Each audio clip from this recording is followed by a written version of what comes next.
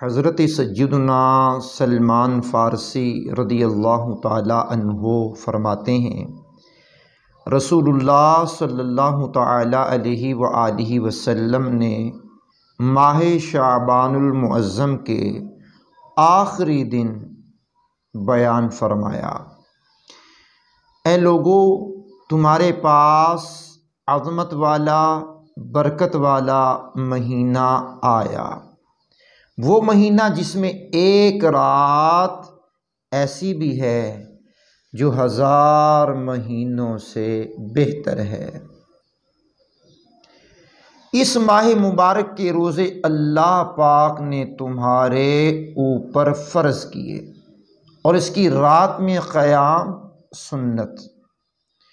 جو اس میں نیکی کا کام کرے تو ایسا ہے جیسے اور کسی مہینے میں فرض ادا کیا، اور اس میں جس نے فرض ادا کیا تو ایسا ہے جیسے اور دنوں میں 70 فرض ادا کیے۔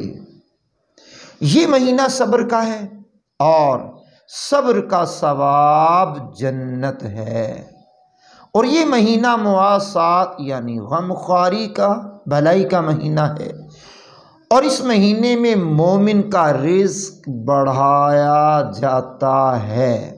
جو اس مہینے میں روزہ دار کو افطار کرائے اس کے گناہوں کے لیے مغفرت ہے، اور اس کی گردن آگ سے آزاد کر دی جاتی ہے، اور اس افطار کرانے والے کو ویسا ہی ثواب ملے گا جیسا روزہ رکھنے والے کو، بغیر اس کے کہ اس کے اجر میں کچھ کمی کی جائے۔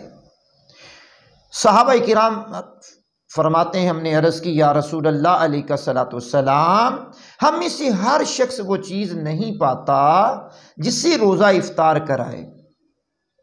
جان کائنات، فخر موجودات، صاحب معراج صلی اللہ تعالی علیہ وسلم نے فرمایا، اللہ پاک یہ ثواب تو اس شخص کو بھی عطا فرما دے گا جو ایک گھونٹ دودھ یا ایک کھجور یا ایک گھونٹ پانی سے روزہ افطار کرائے، اور جس نے روزہ دار کو پیٹ بھر کر کھلایا، اللہ پاک میرے حوض کوثر سے اسے پلائے گا کہ کبھی پیاسا نہ ہوگا، یہاں تک کہ جنت میں داخل ہو جائے۔ یہ وہ مہینہ ہے کہ اس کا اول ابتدائی 10 دن رحمت، اور اس کا اوسط درمیانی مغفرت، اور آخری 10 دن جہنم سے آزادی ہے۔ جو اپنے غلام پر اس مہینے میں تخفیف کرے یعنی کام کم لے، اللہ پاک اسے بخش دے گا اور جہنم سے آزاد فرما دے گا۔ اس مہینے میں 4 باتوں کی کثرت کرو۔ نمبر 1، 4 باتوں کی کثرت کو کرو۔ 2 ایسی ہیں جن کے ذریعے تم اپنے رب عز و جل کو راضی کرو گے، اور بقیہ 2 سے تمہیں بے نیازی نہیں۔ بس وہ 2 باتیں جن کے ذریعے تم اپنے رب کو راضی کرو گے وہ یہ ہیں، لا الہ الا اللہ، لا الہ الا اللہ، لا الہ الا اللہ کی گواہی دینا۔ نمبر 2، استغفار کرنا۔